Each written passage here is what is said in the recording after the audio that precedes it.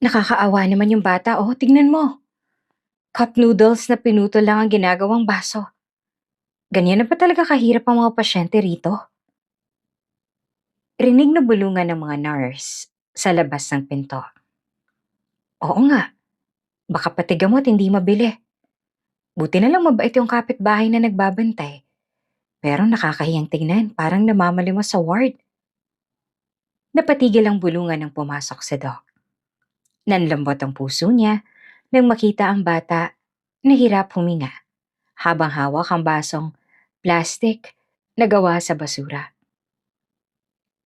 Asan ang nanay nito? Tanong niya na may halong awat otoridad. Eksakto namang bumukas ang pinto. Pumasok ang isang babaeng humahangos. Hiyang-hiya sa itsura niyang galing pabrika. Nagtama ang kanilang paningin. Nanigas si Doc. Halos hindi makahinga. Dahil ang hampas lupang ina na pinagbubulungan nila ay ang babaeng huli niyang niyakap. 6 na taon na ang nakakaraan. Hello mga ka-Ate Jane! Welcome back to our channel!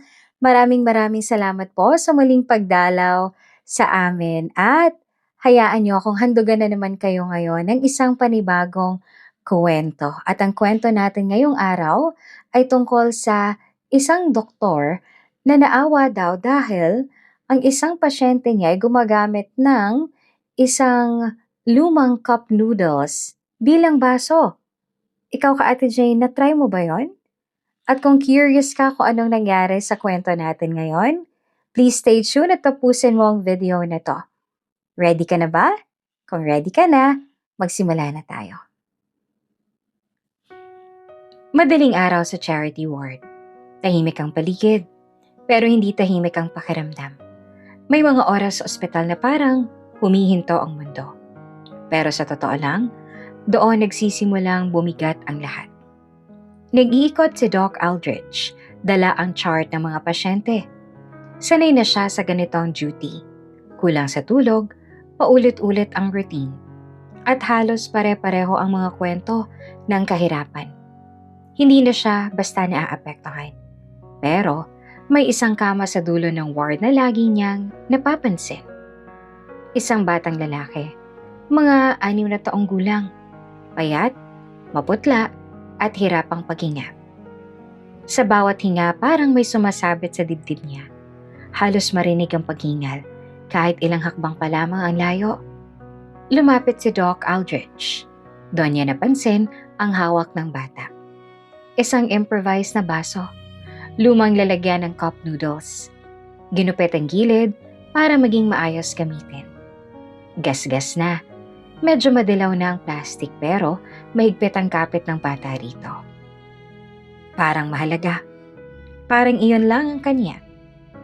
Sandaling natigilan si Aldrich. Hindi naman bago sa kanya ang ganitong eksena. Marami na siyang nakitang ganito, pero may kung ano ang hindi niya maipaliwanag. Parang may kung ano sa dibdib niya habang pinagmamasdan ng bata. Nasaan ang nanay ng bata? Tanong niya. Wala pa po, Doc. Sagot ng kapitbahay na bantay. Galing pa raw sa trabaho. Tumango siya. Pero hindi niya maalis ang tingin sa bata. Habang sinusuri ni Aldrich ang bata, malinaw ang wheezing. Asthma attack. Hindi mild, malalim na. Kailangan ng agarang aksyon. Prepare nebulizer, utos niya. Tumango ang nurse. Pero habang ginagawa ang mga kailangan, hindi maalis ni Aldrich ang pakiramdam na parang hindi lang ito ordinaryong pasyente. May kung anong koneksyon na pilit sumisilip. Kahit wala naman siyang matandaan. Napatingin sa kanya ang bata. Hindi umiiyak. Hindi nagdereklamo. Nakatingin lang.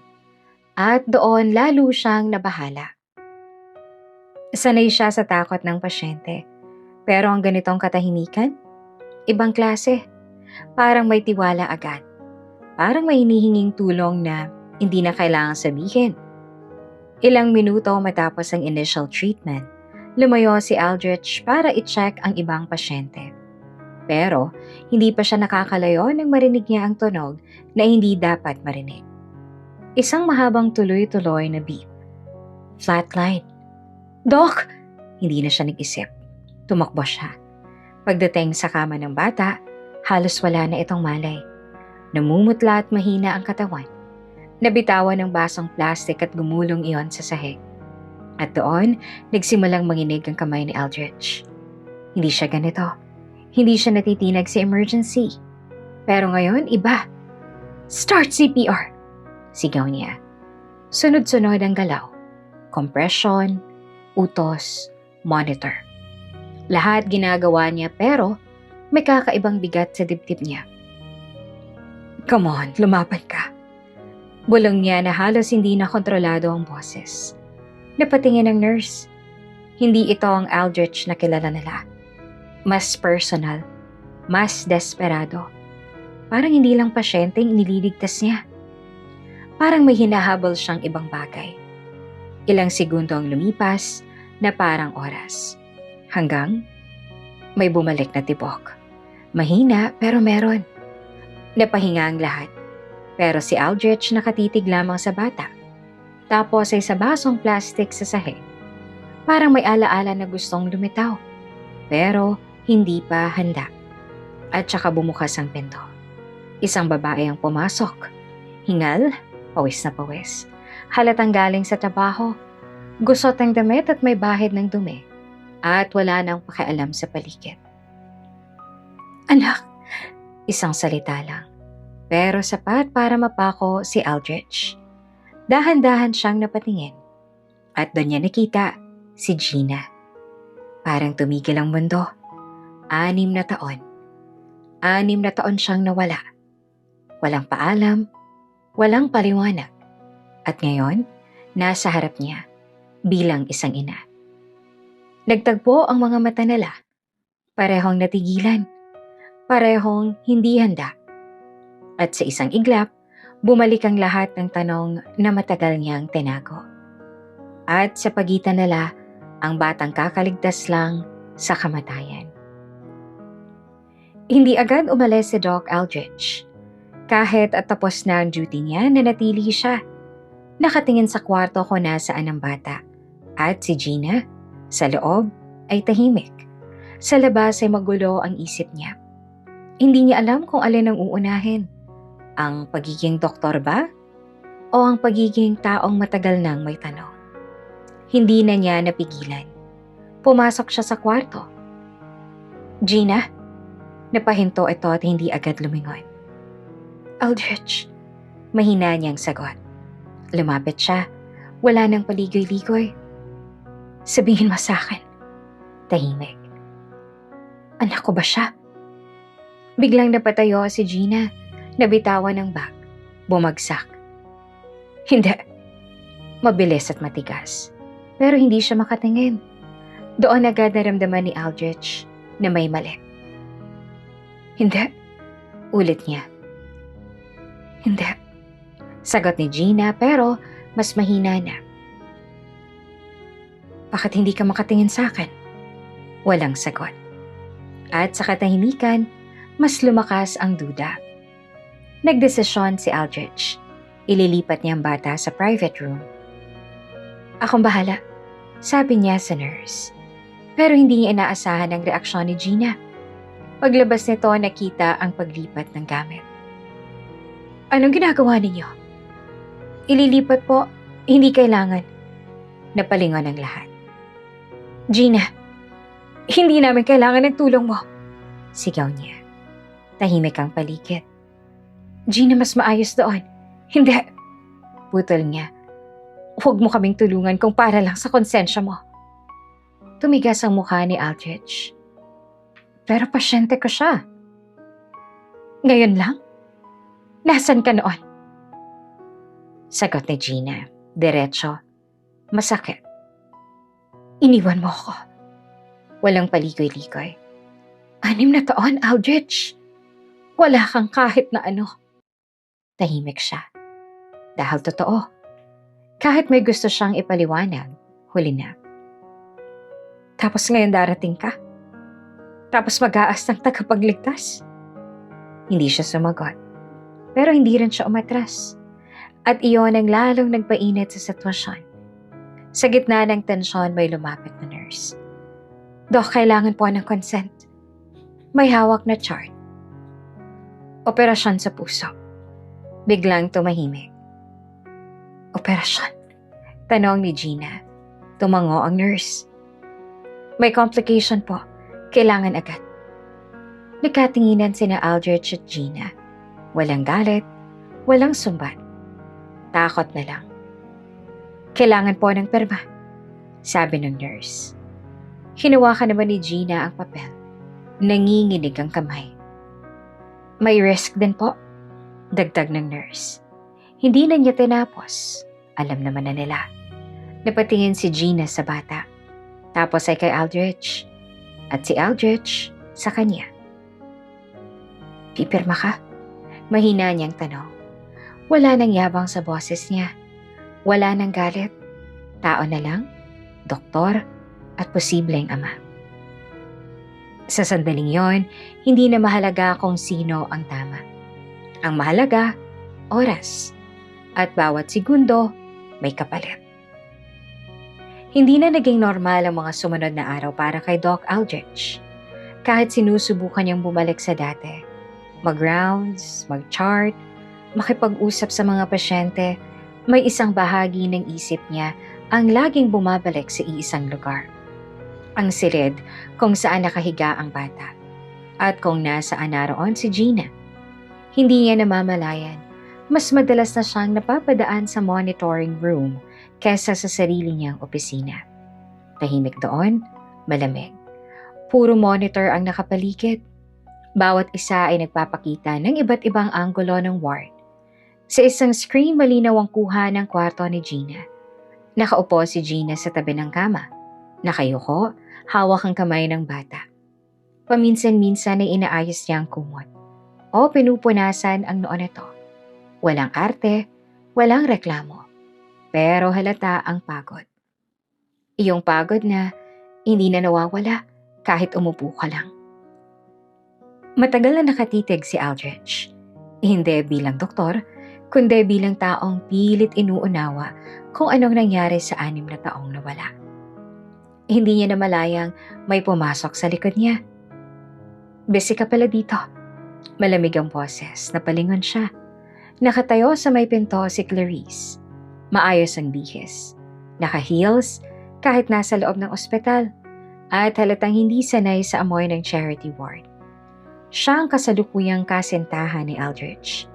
At higit pa doon, anak ng may-ari ng ospital. Hindi agad siya nagsalita. Tumingin muna siya sa monitor, tapos ay kay Aldrich. Hindi mo schedule to, diba? Checking lang. Sagot naman ni Aldrich na pilit kalmado. Checking? Bahagyang napangiti si Clarice, pero walang init iyon. Ilang oras ka nag-checking? Tahimik. Hindi niya masagot. Napatingin ulit si Clarice sa screen. Kitang-kita si Gina. At doon nagsimulang tumalim ang tingin niya. Siya ba yun? Hindi naman sumagot si Aldrich. Pero sapat na ang katahimikan. Interesting. Mahina niyang sabi. Kaya pala parang wala ka sa sarili nitong mga nakaraang araw. Hindi siya nag-eskandalo. Hindi siya sumigaw. Mas delikado ang katahimikan niya. Bumalik ka sa schedule mo, Aldrich. Dagdag niya ng diretsyo. May mga pasyente ka pang mas deserving ng oras mo. Hindi niya hinintay ang sagot. Umalis siya, pero naiwan ng bigat ng presensya niya. At ang unang malinaw na senyales na hindi lang nakaraan ang kalaban ni Aldrich ngayon. Sa kabilang banda, hindi rin naging madali para kay Gina ang manatili. Kahit wala siyang sinasabi, ramdam niya ang pagbabago. Mas madalas ang pagbisita ni Aldrich. Mas tahimik ang mga nurse kapag pumapasok siya. Mas maingat ang galaw ng lahat. Na para bang may hindi sinasabing tensyon sa hangin. Isang tanghali, may kumatok. Pagbukas ng pinto, may nurse na may dalang tray. Pagkain ang dala nito. Hindi yun simpleng pagkain. Halatang galing sa mamahaling restaurant. Maayos ang plating, may mainit pa na sabaw, at may dessert pa sa gilid. Para po sa inyo, ma'am, sabi ng nurse. Napatigil si Gina. Hindi kami nag-order niyan. Pinadala po, ma'am. Hindi na kailang itanong kung kanino galing. Tahimik niyang kinuha ang tray. Ilang segundo niya itong tinitigan. Tapos dinala niya sa gilid ng kwarto at tinapon sa basurahan. Isa-isa. Walang pagdadalawang isip. Sakto namang pagpasok ni Aldrich, nakita niya. Tumigil siya sa may pintuan. Bakit mo? Hindi na niya natapos. Humarap si Gina sa kanya. Diretso ang tingin. Sayang? Tanong niya na walang emosyon. Tahimik si Aldrich. Masarap yan, di ba? Mahal? Walang sagot. Sana, noong nagugutom ako. Tuloy niya, mas mababa na ang boses. At sana nung buntis ako, nandyan ka. Parang may tumama kay Aldrich. Hindi siya nakagalaw. Ngayon na may trabaho na ako. Dagdag niya. Huwag mo kaming busugin sa guilt mo. Walang sigaw, walang luha. Pero mas masakit.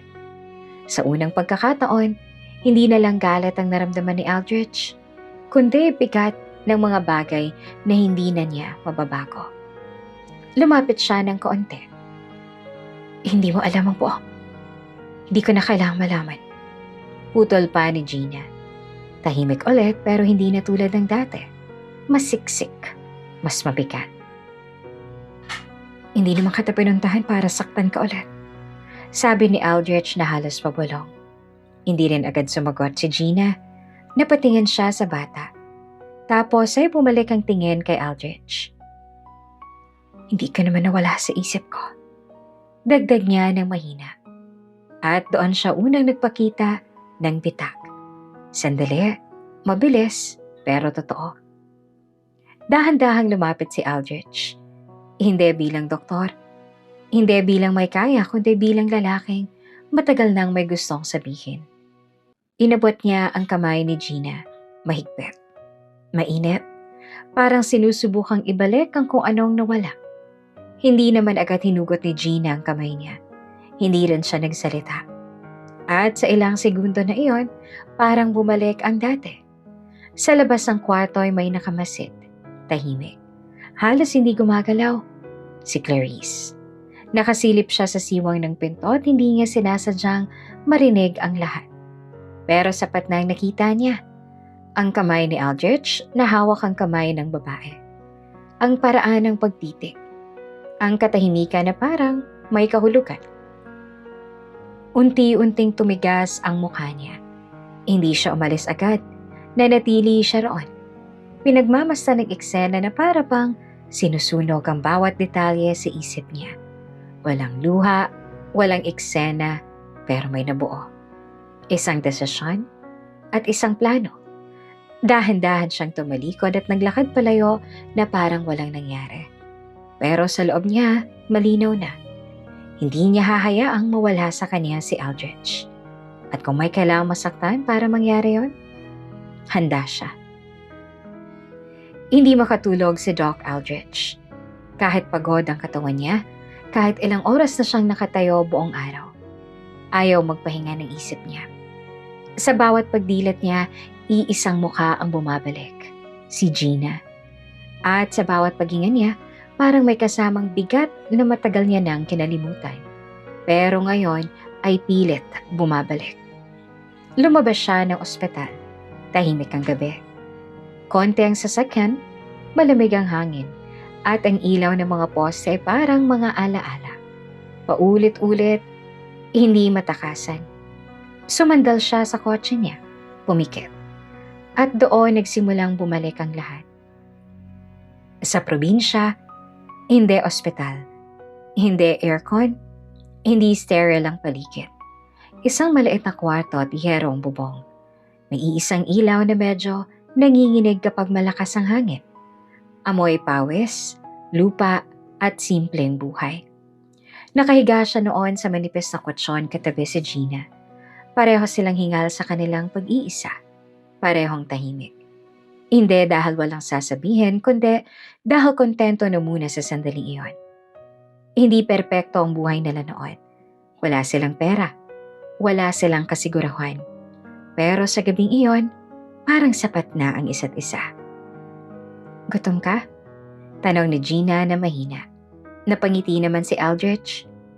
Palagi. Tumawa si Gina pero may pagod sa tawa. Tumayo siya at naghalongkat sa maliit na lalagyan sa sulok. At doon niya kinuha. Isang cup noodles. Iisa na lang. Wala nang iba. Wala nang kanin. Wala nang ulam. Iyon na ang huli nilang pagkain. Maghati na lang tayo, sabi ni Gina. Hindi, sa'yo na. Sagot naman ni Aldrich. Hoy, hindi ako martir Balik niya. May konting ngiti. Pinakuluan nila ang tubig sa maliit na kalan. Habang naghihintay, nakaupo sila sa sahig. Magkatabi, tahimik pero magaan ang pakiramdam. Parang kahit na anong mangyari bukas ay okay lang. Nang maluto na, maingat na lang hinati. Isang plastic na kutsara, salitan. Isang subo para sa kanya. Isang subo para kay Gina. Walang arte, walang reklamo. Pero sa bawat subo, may kasamang pangarap. Pag nakaipon na tayo, sabi ni Gina, magkakaroon tayo ng sarili nating bahay. Tumango si Aldrich. At hindi na tayo maghahatian sa cup noodles. Dagdag pa niya na nakangiti. Tig-iisa na? Biro ni Gina. Dalawa pa nga, sagot niya. Tumawa sila. Simple pero totoo. Iyon ang huling gabing magaan. Bago siya umalis, bago nagbago ang lahat. Nagmulat ng mata si Aldrich at mabigat ang dibdib niya. Hindi niya akalaing ganoong kalinaw pa rin ang alaala. Hindi niya akalaing ganoong kasakit balikan. Samantala, sa kabilang bahagi naman ng lungsod ay may ibang alaala ring bumabalik kay Gina. Nakaupo siya sa gilid ng kama, hawak ang lumang cellphone. Ilang taon na nakalipas pero sariwa pa rin. Buntis siya noon, mag-isa, at araw-araw ay paulit-ulit niyang tinitingnan ng screen. Walang reply. Please, sasagutin mo naman ako. Isang message, isa pa, at isa pa. Hanggang sa umabot ng daang-daang mensahe. Buntis ako. Kailangan kita. Hindi ko kaya itong mag-isa. Nasaan ka na? Pero walang sagot. Walang kahit anong senyales na nabasa. Sa bawat araw na lumilipas, unti-unting nawawala ang pag-asa. Hanggang sa dumating ang punto na tumigil na siya. Hindi dahil ayaw na niya, kundi dahil napagod na siya. At doon niya piniling tumayo, mag-isa. Hindi niya alam na sa kabilang panig, wala na palang cellphone si Aldrich noon. Nawala. Kasama ng lahat ng mensahe, kasama ng lahat ng tawag, kasama ng lahat ng pagkakataon na sana ay naayos pa ang lahat. At ngayon, pareho nilang dalang magkaibang bersyon ng katotohanan. Parehong masakit at parehong hindi buo. Kinabukasan, bumalik si Aldrich sa ospital na mas tahimik na kesa dati. Mas maingat at mas mabigat. Pumasok siya sa kwarto ng bata. Nandoon si Gina, inaayos ang gamit sa bag. Hindi agad siya napansin. Tahimik lang siya sa may pintuan. Hanggang sa may nahulog. Isang pamilyar na bagay. Isang lumang plastic. Yupina, gasgas, at halatang matagal nang ginagamit. Yumuko si Gina para pulutan iyon. Pero nauna si Aldrich. Kinuha niya. At doon siya tuluyang napako. Cup noodles container. Hindi lang basta lalagyan. Parehong-pareho. Hindi na niya kailangang itanong kung bakit. Dala mo pa rin? Mahina niyang tanong at napatingin si Gina. Saglit silang nagkatinginan. Walang galit, walang sigaw, pagod lang. At least to. Sabi ni Gina ng dahan-dahan. Hindi ako iniwan. Parang may sumabog sa loob ni Aldrich. Hindi siya nakasagot. Hinawakan niya ang lalagyan. Parang hawak niya ulit ang gabing iyon. Ang huling pagkakataon na simple pa ang lahat. Hindi ko alam. Mahina niyang sabit na pahinto si Gina. Kung nasaan ka noon, kung anong nangyari, dagdag niya. Hindi niya maipaliwanag ng buo. Pero totoo, hindi niya alam. At iyon ang mas lalong masakit. Napaupo si Gina sa gilid ng kama at tahimik. Pagod. Tinanong ka sa sarili ko noon. Sabi niya na halos pabulong. Kung totoo bang may tayo? Walang sagot si Aldrich. Kasi kahit siya, hindi rin niya alam kung paanong sagutin niyon. Lumapit siya. Hindi masyadong malapit. Sapat lang. Gina, hindi niya tinapos. Kasi sa dami ng gustong sabihin, wala siyang masimulan. Sa pagitan nila, hawak pa rin niya ang lumang cup noodles container. Isang simpleng bagay, pero doon nakatago ang lahat. Ang hirap, ang pagmamahal, ang pangako, at ang pagkasira. Sa sandaling iyon, malinaw na hindi lang ito tungkol sa bata. Hindi lamang ito tungkol sa kasalukuyan.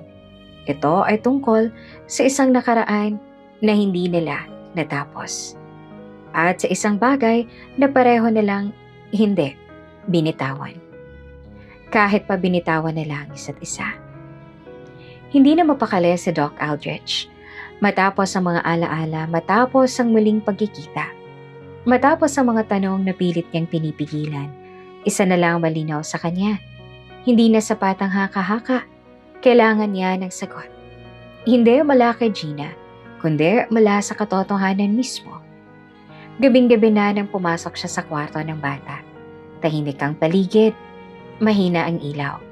Tanging tunog ng monitor at mahinang paghinga ng pasyente ang maririnig. Nakahiga ang bata. Tulog, pero hindi payapa. Paminsan-minsan ay napapangiwi ito. Parang may nararamdamang sakit kahit sa panaginip. Nasa gilid si Gina, nakasandal sa upuan. Tulog din, pagod na pagod. Halatang ilang gabi nang hindi nakakapagpahinga ng maayos. Huminga ng malalim si Aldrich. Hindi ito parte ng pagiging doktor. Hindi rin ito tama sa papel. Pero sa puntong iyon, hindi na siya makakahinto. Lumapit siya ng dahan-dahan sa kama ng bata. Sa gilid ng mesa, may suklay. Simple. Murang plastic. May ilang hibla ng buhok na naiwan. Saglit siyang natigilan. Para bang may bumubulong na umatras. Pero, mas malakas ang tanong sa isip niya.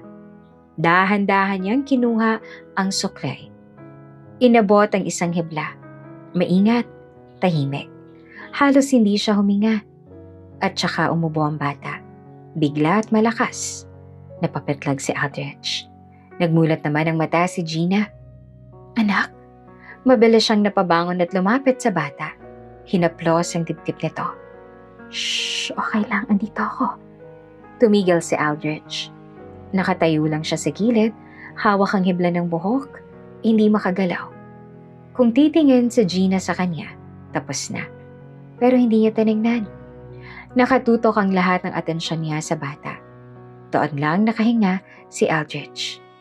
Tahimik niyang tinago ang sample. At dahan-dahang umatras. Lumabas ang kwarto na parang walang nangyari.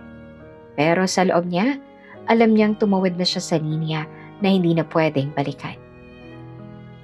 Kinabukasan, diretso siya sa laboratory wing ng ospital. Hindi siya dumaan sa usual process. Hindi siya nagtanong ng approval. Diretsahan siyang pumasok sa DNA clinic.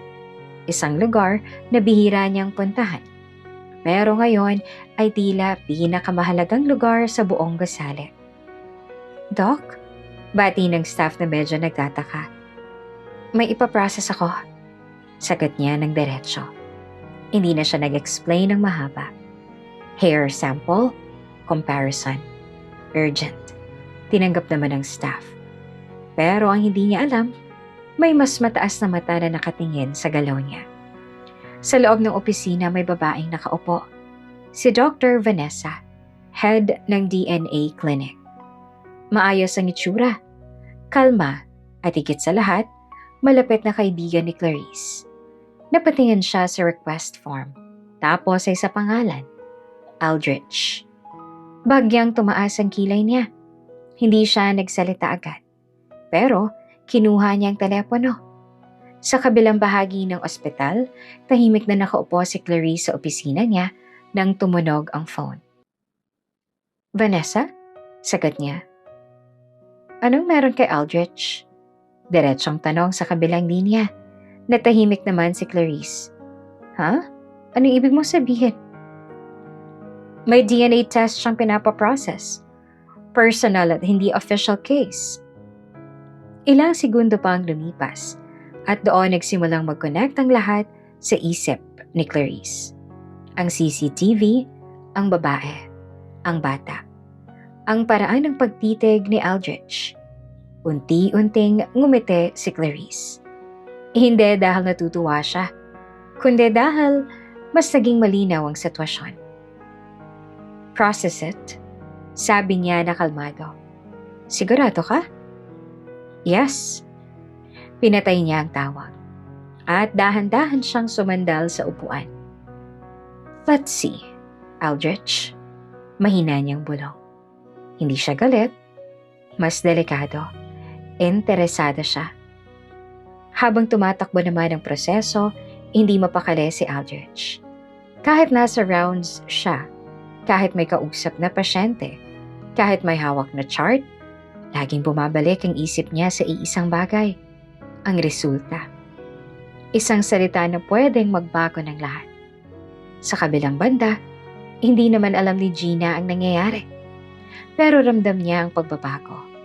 Mas tahimik si Aldrich, mas maingat, mas malapit, pero parang may tinatago.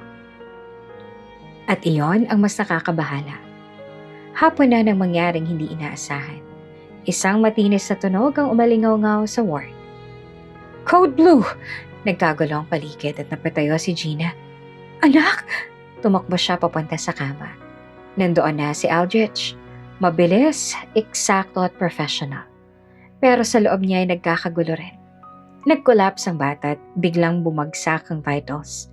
Problema sa puso ay lumalala. Prepare emergency meds, utos ni Aldrich. Sunod-sunod ang galaw. Compression, monitor, sigaw ng nurse at lahat ay mabilis. Lahat sabay-sabay. Pero para kay Gina ay parang bumagal ang mundo. Nakatayo siya sa gilid. Hindi makalapit. Hindi makatulong. Nakatingin lang sa anak niya na unti-unting nawawala. Hindi. Hindi. Bulong niya. Unti-unting bumigay ang tuhod niya. At bago pa siya tuluyang bumagsak, napayakap siya kay Aldrich. Mahigpit. Desperado. Please. Iyak niya. Iligtas mo siya. Hindi na siya nakapagpigil. Hindi na niya inisip ang galit. Ang pride, ang nakaraan. Iligtas mo ang anak natin. Tumigil ang mundo ni Aldrich. Isang salita. Isang pag-amin. Hindi planado. Hindi handa, pero totoo. Hindi na niya kailangang magtanong pa. Hindi na niya kailangang hintayin ang resulta. Sa sandaling iyon, alam na niya. Mas lalong bumilis ang tibok ng puso niya. Hindi lang bilang doktor, kundi bilang ama. Hindi siya mawawala. Sabi niya na mas matigas na ngayon ang boses at mas determinado, mas personal. Hindi ko siya papabayaan. At sa unang pagkakataon, hindi lang niya iniligtas ang pasyente. Iniligtas niya ang sarili niyang dugo. Sa labas ng ward, tahimik na nakatayo si Clarice. Narinig niya ang sigawan. Narinig niya ang anak natin. At kahit hindi nakita ang buong eksena, sapat na iyon. Dahan-dahan siyang ngumiti. Hindi masaya, kundi desidido. Now it's clear. Mahina niyang sabi. Sa isip niya, nagsimula ng mabuo ang sunod na hakbang. Hindi na ito simpleng selos.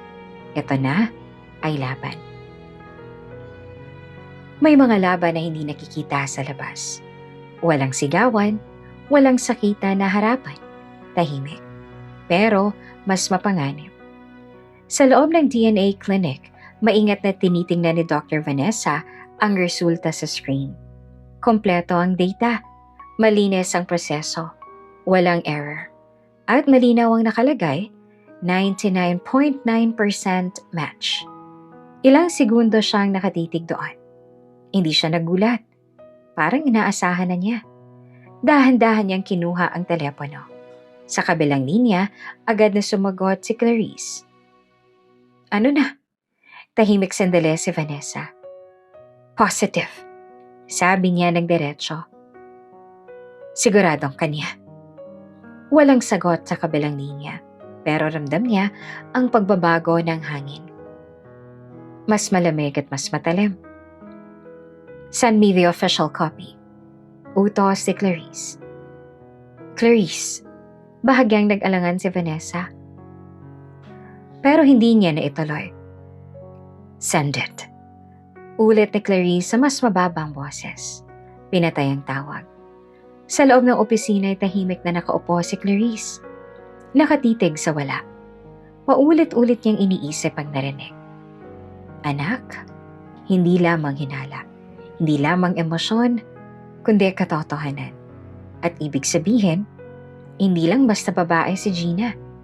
May bahagi siya sa buhay ni Aldrich na hindi kayang palitan ng kahit na sino. Unti-unting humigpit ang hawak niya sa mesa.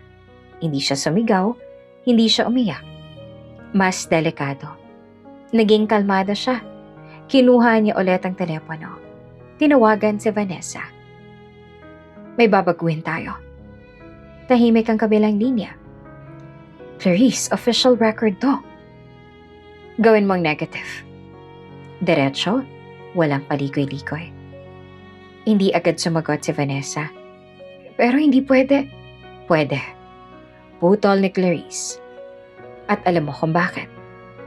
Tahimik ulit. Hindi na kailangan ng paliwanag. Alam ni Vanessa kung gaanong kalakas ang impluwensya ng pamilya ni Clarice sa ospital. Kung sino ang may hawak ng pondo. Kung sino ang kayang magpawala ng trabaho o magbigay ng proteksyon. Ipapasa ko sa system. Mahina niyang sagot. Good, sabi ni Clarice. At doon pa lang nagsimula ang pagbabago ng katotohanan. Sa isang pindot, sa isang utos, nabura ang 99.9%. Pinalitan ng negative. Pero hindi pa doon natapos si Clarice. Para sa kanya, hindi sapat ang sirain ng ebidensya. Kailangan mawala ang dahilan. At ang dahilan? Ang bata. Kinagabihan ay tahimik ang ICU. Mahigpit ang bantay. Limitado ang pasok. Mas kontrolado ang galaw ng lahat. Pero may isang taong hindi nahihirapang makapasok. Isang nurse. Matagal na sa ospital at kilala ang sistema. Alam ang pasikot-sikot. At higit sa lahat, may utang. Sigurado ka? Mahina niyang tanong sa phone. Nakatago siya sa gilid ng hallway. Nakatalikod sa CCTV. Sa kabilang linya ay si Clarice. Simple lang. Sabi niyang kalmado. Gawin mong mukhang komplikasyon at walang maghihinala. Napatigal ang nurse. Pero bata po yun. Tahimik sandali. Tapos, may pamilya ka rin, diba? Doon natapos ang pagdadalawang isip. Hindi na sumagot ang nurse. Hindi na rin kailangan. Alam na niya ang kapalit. At ang kapalit, hindi niya kayang tanggihan. Pumasok siya sa ICU, tahimik. Kontrolado ang galaw. Lumapit sa kama ng bata. Mahina ang tunog ng monitor. Stable pero hindi ligtas. Nakakabit ang oxygen tank. Maayos at malinis, pero madaling galawin. Kung alam mo lang kung paano. Dahan-dahan siyang lumapit. Tumingin sa paligid. Walang nakatingin. Walang nakakapansin. At saka niya hinawakan ng valve. Isang maliit na galaw lang. Sapat na. Hindi agad halata. Hindi agad babagsak. Pero unti-unti, hihina. Hanggang sa wala na. Huminga siya ng malalim at saka umatras. Parang walang nangyari. Sa kabilang dulo naman ng hallway, naglalakad si Gina. Pagod ang hakbang, pero buo ang loob.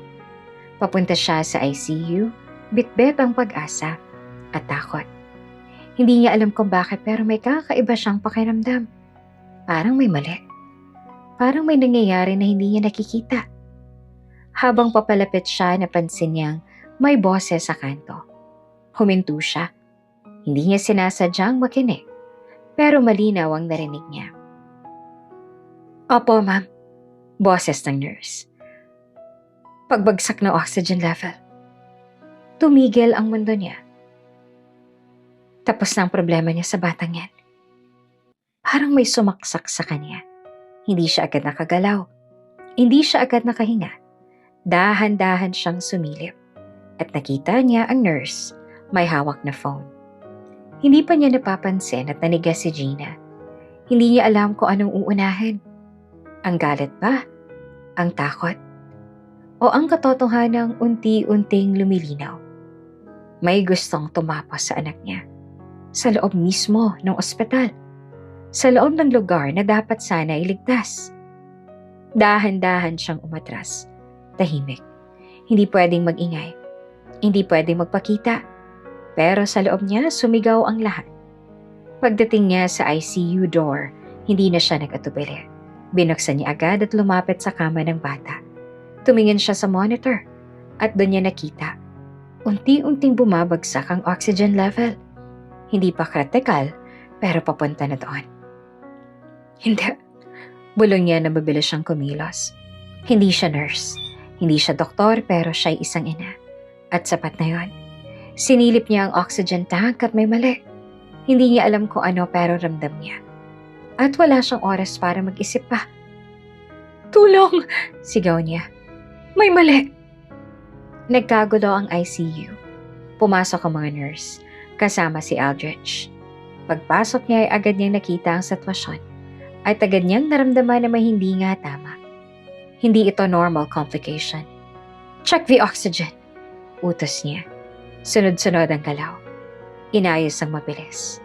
Habang ginagawa iyon, nakatingin si Gina kay Aldrich.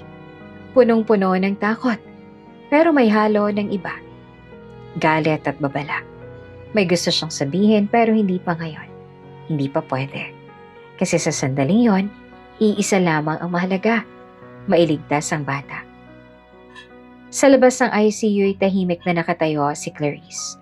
Nakatitig sa glass window at pinagmamasdan ang kaguluhan. Walang emosyon, walang kaba. Parang nanonood lang. Pero sa loob niya kalkulado ang lahat. Let's see. Mahina niyang bulong. Hindi pa siya tapos at hindi pa ito ang dulo. Hindi nawala sa isip ni Gina ang narinig niya sa hallway. Paulit-ulit. Malinaw.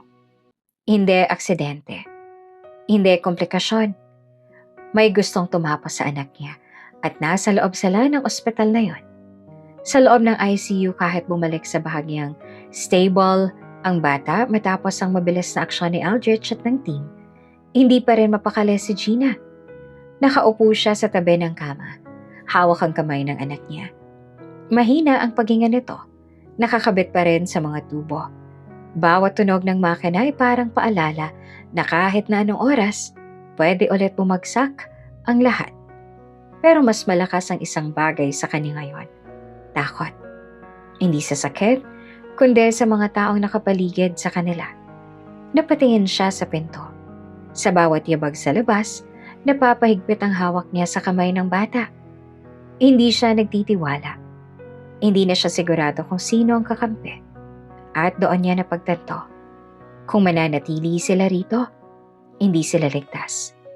Hindi na siya naghintay ng mas mahabang paliwanag. Hindi na siya naghintay ng pahintulot. Tumayo siya. Dahan-dahan, maingat. Tiningnan ng mga nakakabit sa anak niya. Oxygen tube, IV line, monitor leads. Alam niyang delikado. Alam niyang pwedeng lumala ang kondisyon. Pero, kung mananatili sila, Baka hindi na to umabot pa ng bukas. Anak, mahina niyang bulong habang hinahaplos ang noo nito. Kailangan nating umalis. Wala namang sagot ang bata, pero parang nararamdaman niya. Dahan-dahang tinanggal ni Gina ang mga tubo, isa-isa. May tumunog na alarm. Mahina muna tapos mas lumakas. Nag-flash ang monitor. Patient disconnected. Hindi na siya nagdalawang isip. Binuhat ang anak niya na magaan. Masyadong magaan para sa isang batang dapat ay tumatakbo. Naglalaro at sumisigaw. Mahigpit niya itong niyakap at saka siya tumakbo. Hindi siya dumaan sa main hallway. Hindi siya dumaan sa mga nurse station. Diretso siya sa fire exit. Habang tumatakbo siya, sunod-sunod na tumunog ang alarm sa buong ospital. Red lights, buzzers, sigawan. Nagkagulo ang lahat. Anong nangyayari? May nag-disconnect ng patient. ICU breach. Pero wala siyang pakialam. Wala siyang naririnig kundi ang sariling tibok ng puso niya at ang mahinang paghinga ng anak niya sa balikat niya. Binuksan niya ang fire exit. Bumungad ang malamig na hangin at madilim na hagdan.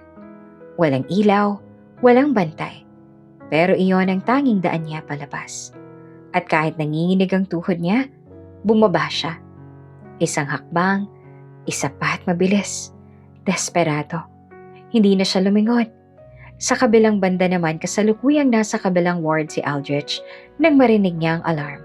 Agad siyang napatigil. Iba ang tunog, hindi yon simpleng alert. Emergency. Tumakbo siya pabalik ng ICU at habang papalapit siya, mas lumalakas ang kaba sa dibdib niya. Hindi niya alam kung bakit pero pakiramdam niya ay may mali.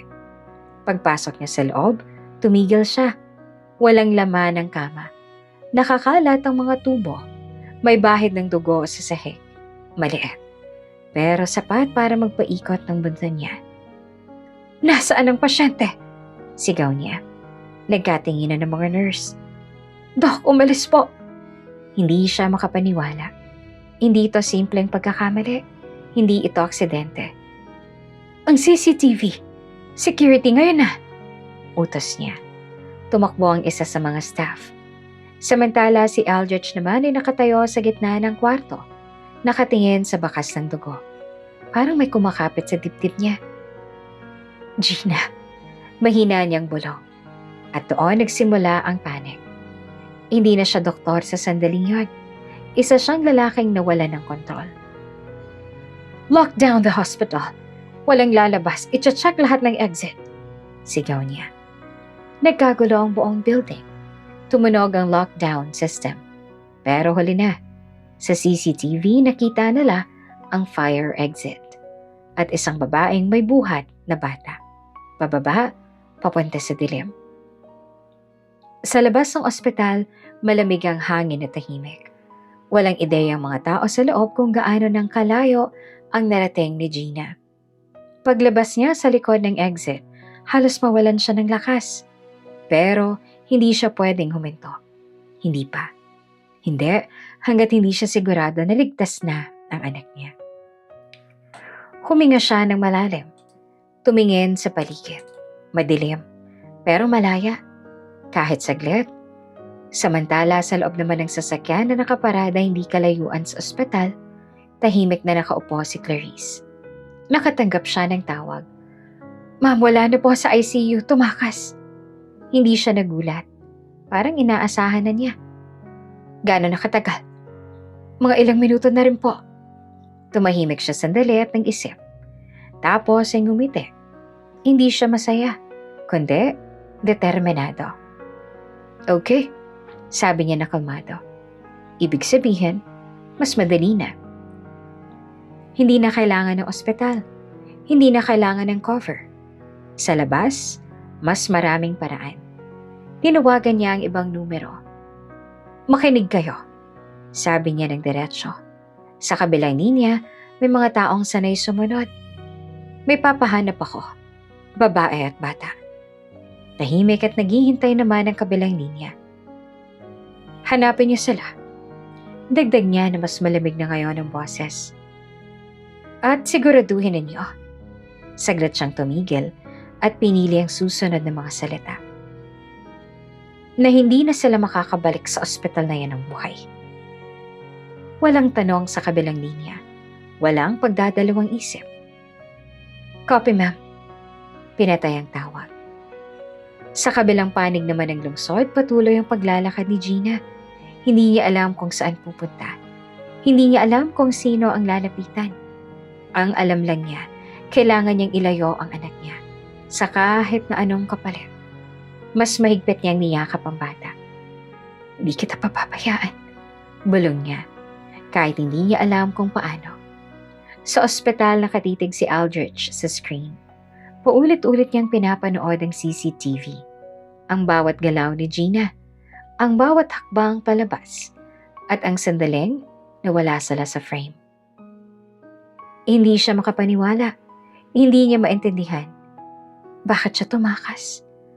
Anong kinatatakutan niya? At bakit pakiramdam niya, hindi lamang ito simpleng panic? May mali at may hindi siya alam. Habang mas iniisip niya, mas lalong tumitindi ang pakiramdam na may mas malaking bagay na nangyayari sa likod niya. Hindi na alam ni Gina kung ilang kanto na ang nalagpasan niya. Hindi niya na rin mabilang kung ilang beses siyang muntik matumba sa pagtakbo. Sa pagod, sa kaba, mabigat na ang katawan niya.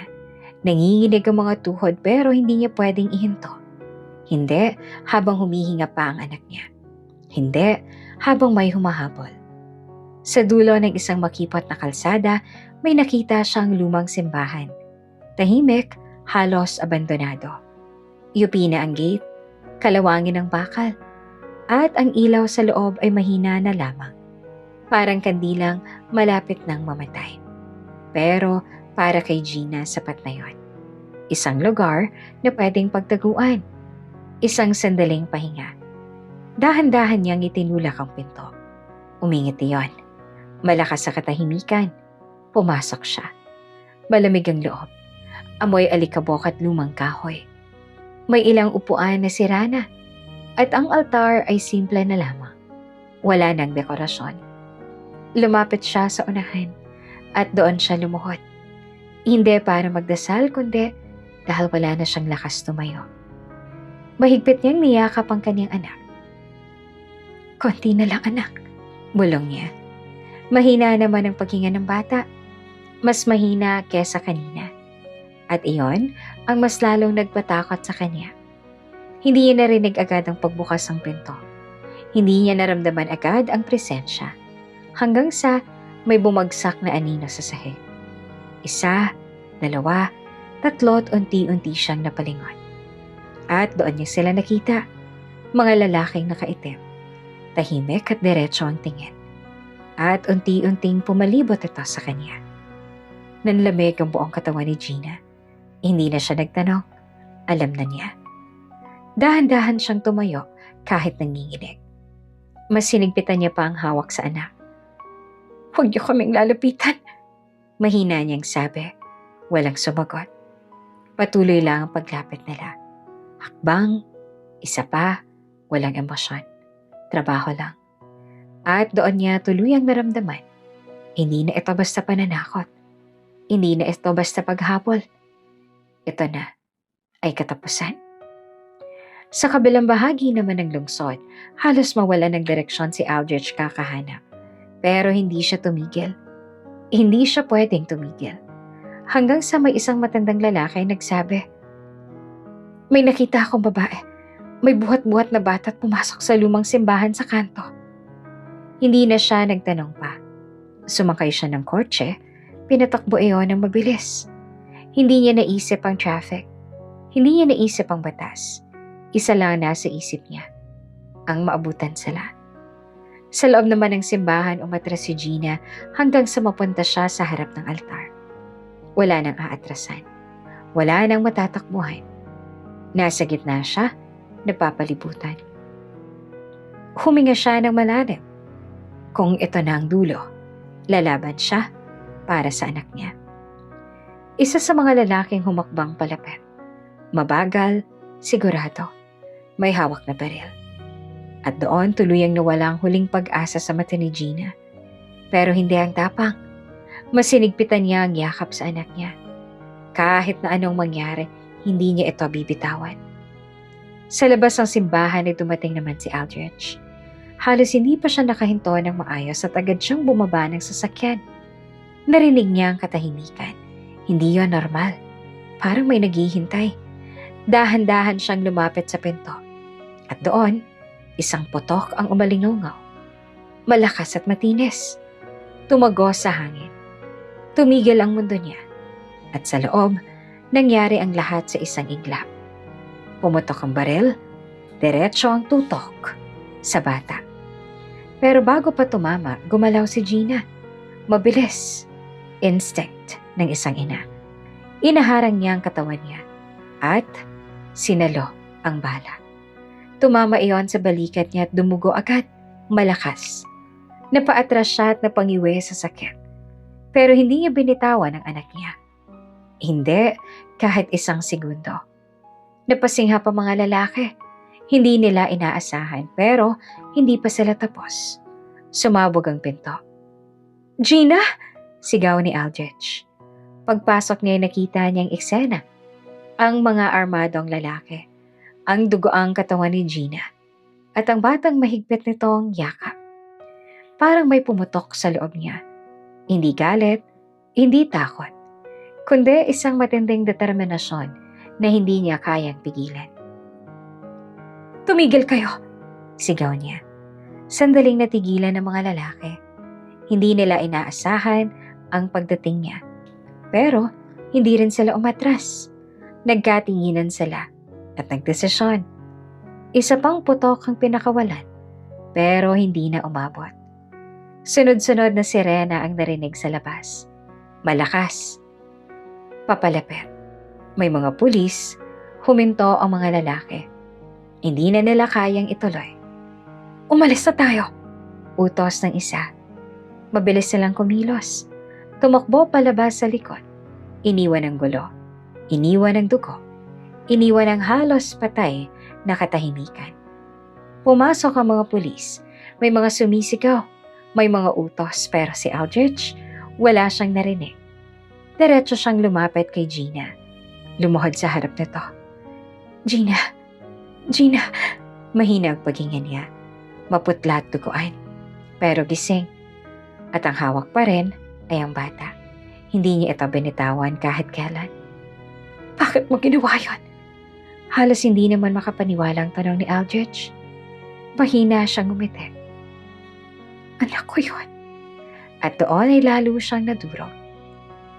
"Dalhin niyo siya sa ospital," sigaw ng isang pulis. Pero bago pa sila makalapit, hinigpitan ni Gina ang hawak sa bata. "Wag!" Mahina niyang sabit na patingin si Aldrich. "Gina, wag sa ospital ninyo." Dagdag niya ng pilit. May luha na sa mata niya. May takot. Pero hindi para sa sarili niya, kundi para sa anak niya. "Ilayo mo siya sa ospital ninyo," sabi niya na mas mariin kahit mahina. "Sa girlfriend mo." Tumigil si Aldrich. Hindi siya agad nakaintindi. Pero ang sumunod na sinabi ni Gina, wala nang duda. "Tatapusin nila kami." Tahimik, mabigat, malinaw. Sa unang pagkakataon nagtagpo ang lahat sa isip ni Aldrich. Ang sabotahe, ang pagtakbo, ang takot. At ang pangalan na matagal niyang hindi gustong pagdudahan, si Clarice. Mas sinigpitan ni Gina ang yakap sa bata. Kahit nangihina na siya, kahit dumudugo na siya, kahit unti-unti na siyang nawawalan ng lakas. "Promise mo sa akin," bulong niya. Nakatingin siya kay Aldrich, diretso. Totoo. Iligtas mo siya. Walang alanlangan. Tumango si Aldrich hindi bilang doktor, hindi bilang boyfriend, kundi bilang ama. "Hindi ko siya papabayaan." At sa sandaling iyon, nagbago ang lahat. Hindi na naging opsyon ang magtago. Sa kabila ng takot, sa kabila ng banta, wala nang ibang lugar na kayang magligtas sa kanila, kundi Ang ospital din na halos kumitil sa kanilang buhay. Pero ngayon ay iba na. Hindi na sila babalik bilang mga walang laban. Dinala si Gina sa emergency room, duguan at halos mawala ng malay. Sunod-sunod ang naging utos. Nagkagulo ang buong surgical team. Prepare the OR, vitals are unstable. Bullet lodged left shoulder, possible internal bleeding. Sa gitna ng ingay, iisa lang ang mukha na hindi natitina. Si Doc Aldrich. Hindi siya umatras. Hindi siya nagbigay ng kaso sa iba. Sa akin ang operasyon. Diretso niyang sabi. Nagkatinginan ng mga staff. Hindi ito basta pasyente. Personal ito. Pero walang tumutol. Kasi sa mga mata ni Aldrich, walang duda. Alam niyang ililigtas niya si Gina kahit ano pa ang mangyari. Sa loob ng operating room, malamig ang hangin. Tahimik. Maliban sa tunog ng makina at ng mga instrumento. Nakahiga si Gina at walang malay. Nakabalot sa sterile sheets. Pero kahit anong takpan, hindi maitatago ang katotohanan. Siya ang babaeng minahal ni Aldrich at ang babaeng muntik nang mawala ng tuluyan. Huminga siya ng malalim. Scalpel, inabot naman ng nurse at doon nagsimula ang laban. Hindi lang laban para alisin ang bala, kundi laban para itama ang lahat ng mali. Habang nagaganap ang operasyon, sa labas naman ay tahimik na nakahiga ang bata sa isang hiwalay na silid. Nakakabit ulit sa oxygen. Mas maayos na ngayon at mas kontrolado, pero hindi pa rin ligtas. At sa tabi ng kama, nakatayo si Aldrich matapos ang operasyon. Pagod, pawisan, pero gising ang isip. Nakatitig siya sa bata. Tahimik at matagal. Sa bawat anggulo ng mukha nito, mas lalo niyang nakikita ang sarili niya. Ang hugis ng ilong, ang linya ng labi. Hindi na kailangan ng papel para makita. Pero gusto pa rin niya ng katotohanan. Hindi dahil nagdududa siya, kundi dahil gusto niyang ipaglaban ito ng buo. Kinabukasan habang nasa recovery si Gina, may kumatok sa opisina ni Aldrich. Isang technician, kabado. Halatang hindi mapakali. Doc, may kailangan po akong sabihin. Hindi agad nagsalita si Aldrich. Tumingin lang. At doon pa lang, ramdam na ng technician na wala ng atrasan. Yung DNA test po. Nanahimik ang paligid. Pinalitan po ang resulta. Unti-unting tumigas ang mukha ni Aldrich. Anong ibig mong sabihin? Lumunok ang technician. Positive po dapat ang result nun, Doc. 99.9%. Pero pinalitan po ng negative. Tahimik at mabigat. Sino nag-utos? Mababa ang boses ni Aldrich. Halos pabulong na sagot. Si Ma'am Clarice po. Parang may sumabog sa loob niya. Lahat ng duda, lahat ng hinala, lahat ng ayaw niyang paniwalaan, biglang naging malinaw. Inabot ng technician ng isang folder. Ito po, original copy. Kinuha iyon ni Aldrich, binuksan. At doon niya nakita ang katotohanang matagal niya nang naramdaman. Hindi na maikakaila, hindi na mababago. Anak niya. Hindi na siya naghintay, hindi na siya nag-isip pa. Diretso siyang pumunta sa opisina ni Clarice. Walang paalam, walang katok. Binuksan niya ang pinto. Malakas. Napatigal si Clarice. Nakatayo sa harap niya si Aldrich.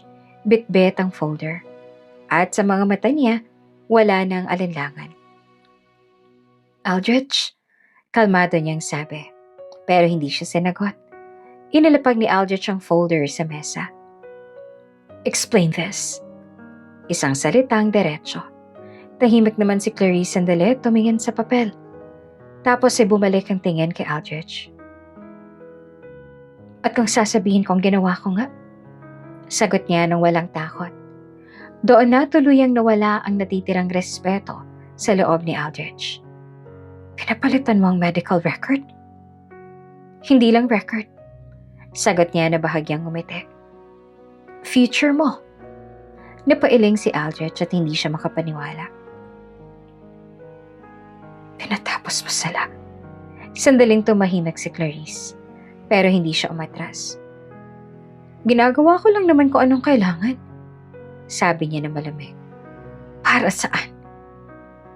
Para sa atin. Tayo, sagot niya agad. Para hindi ka mawala. Tahimik, mabigat. Matagal ka nang nawalan, sagot ni Aldrich.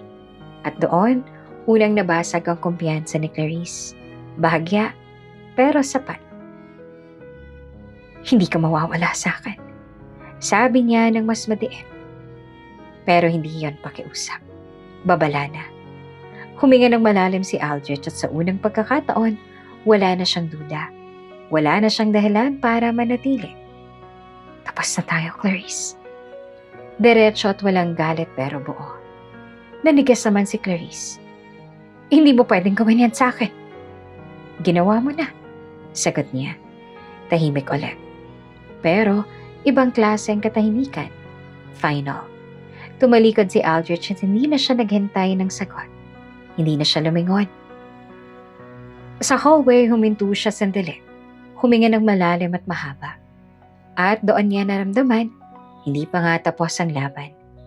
Mas nagsisimula pa lang. Sa recovery room, unti-unti ring nagising si Gina. Mahina at masakit ang katawan, pero buhay. Pagmulat niya, unang hinanap ng mata niya ay ang anak niya. At nakita niya si Aldrich. Nakatayo sa tabi ng kama ng bata, tahimik, nagbabantay. At sa paraan ng pagtitig nito, alam na niya. Hindi na kailangan ng paliwanag. Hindi na kailangan ng tanong. Lumapit si Aldrich sa kanya. Mahina at maingat. At sa unang pagkakataon matapos ang lahat, walang galit sa pagitan nila. Gina, napatingin siya. Anak ko siya. Hindi tanong, hindi hinala, kundi pag-amin. Tahimik si Gina. Ilang segundo, tapos ay tumango siya ng may luha. Pero hindi na sa sakit, kundi pagbitaw. Matagal ko nang alam na darating ka sa puntong yan, sabi niya. At doon, unang beses ulit silang naging totoo sa isa't isa. May mga sugat na hindi agad naghihilo. Hindi dahil hindi kaya, kundi dahil kailangan muna nitong harapin. At sa wakas, handa na silang harapin ang lahat. Tahimik ang kwarto ni Gina. Maliwanag na ang umaga pero mahina pa rin ang galaw niya. Nakahiga siya at nakasandal. Nagpapagaling mula sa operasyon. May benda sa balikat, mabagal ang kilos pero malinaw sa mata niya na hindi na siya katulad ng dati. Hindi na siya tumatakbo. Hindi na siya nagtatago. Nasa tabi ng kama niya ang bata, nakahiga pa rin. Mas maayos na ang kondisyon. Hindi pa ganap na malakas, pero may kulay na ulit ang pisngi. Paminsan-minsan ay sumusulyap ito sa pinto na para bang may hinihintay. At hindi nagtagal, bumukas iyon. Pumasok si Aldrich. Tahimik, walang suot na coat, walang yabang. Bitbit ang isang tray. Lumapit siya ng dahan-dahan na parang takot na baka masira ang katahimikan. Paglapit niya sa kama, doon nakita ni Gina kung ano ang laman ng tray. Hindi steak, hindi pagkain ng ospital, kundi 2 cup noodles. Bagong luto, may singaw pa. Napatingin siya kay Aldrich. Hindi agad nagsalita ang lalaki. Dahan-dahan siyang lumuhod sa tabi ng kama. Hindi bilang doktor, hindi bilang may kaya, kundi bilang taong may utang. Gina, mahina ang boses niya. May bigat, may takot, at sa unang pagkakataon, may luha. Hindi ko alam kung saan magsisimula. Huminga siya ng malalim. Pinilit ayusin ang sarili, pero hindi niya kinaya. Tama ka, sabi niya na halos pabulong. Habang abala ko, habang iniisip ko na ginagawa ko to para sa future ko, napahinto siya. Hindi niya kayang ituloy. Hindi ko alam na kayo pala naghahati sa isang cup noodles para mabuhay. Tumulo ang luha niya. Hindi niya pinunasan. Hindi niya itinago. Hindi ko alam na iniwan ko kayo sa gitna ng wala. Tahimik si Gina. Nakatingin lang. Hindi pa rin siya nagsasalita. Pero hindi na siya galit. Nakikinig na lang. At hindi lang noon. Dagdag pa ni Aldrich. Pati ngayon, naging bulag ako. Hindi ko nakita agad kung anong ginagawa sa inyo.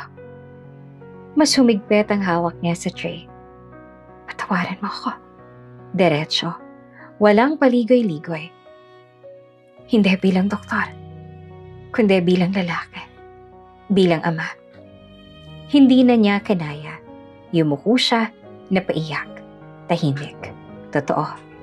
At doon unang gumaan ang hangin sa pagitan nila. Matagal bago nagsalita si Gina. Hindi dahil wala siyang sasabihin, kundi dahil pinipili niya ang tamang salita. Dahan-dahan siyang umabot sa gilid ng kama. Kinuha niya ang isang bagay mula sa bag niya. Ang lumang cup noodles sa ginawang baso. Gasgas na. Luma na, pero buo pa rin. Hinawakan niya iyon. Matagal. Tapos inangat niya at pinakita kay Aldrich. Alam mo ba kung bakit hindi ko to tinapon? Mahina ang boses niya, pero malinaw. Umiling si Aldrich. Para maalala ko. Nakaaya ko mabuhay kahit walang kahit na ano. Saglit siyang tumingin sa anak nila.